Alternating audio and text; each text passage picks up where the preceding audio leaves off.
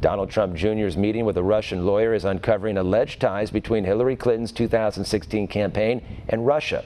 An email released by WikiLeaks shows the campaign worked to cover up its opposition to sanctions against Russia and its ties to a speech Bill Clinton gave in Moscow for $500,000. One America's Sani Unatoa has this story.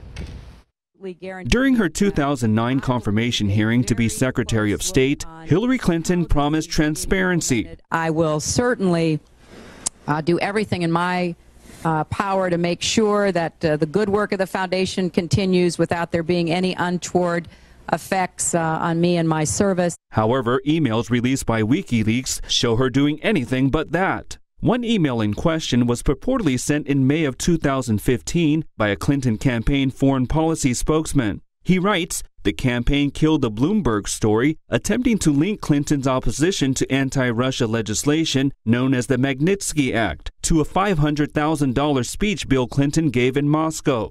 The Magnitsky Act imposes sanctions on Russian officials accused of being responsible for the 2009 death of Russian lawyer Sergei Magnitsky, who spoke out against tax fraud and corruption. The act was signed into law in 2012 by former President Obama and included a list of Russian officials blocked from entering the U.S. In response, the Russian government barred Americans from adopting Russian children and produced a list of U.S. officials prohibited from entering Russia. Hillary Clinton and Russian lawyer Natalia Veselnitskaya, who met with Trump Jr., shared a common goal of opposing the act. In fact, at the time of Veselnitskaya's meeting with Trump Jr., she was defending a Russian company from tax fraud allegations exposed by Magnitsky. Trump Jr. says their meeting mainly focused on the Russian lawyer discussing repealing the Magnitsky Act. And according to reports, Hillary began publicly speaking out against the act soon after Bill Clinton was paid for the Moscow speech. The money was paid by a Russian investment bank that was promoting stock in Canada's Uranium One mining company.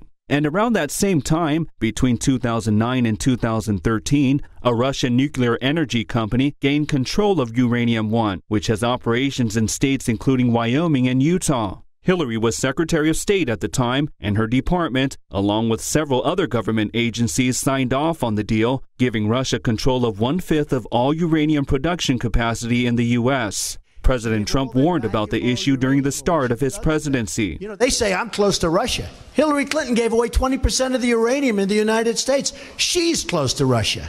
The New York Times reports Uranium One's chairman used his family foundation to donate more than $2 million to the Clinton Foundation. Sani Unatoa, One America News.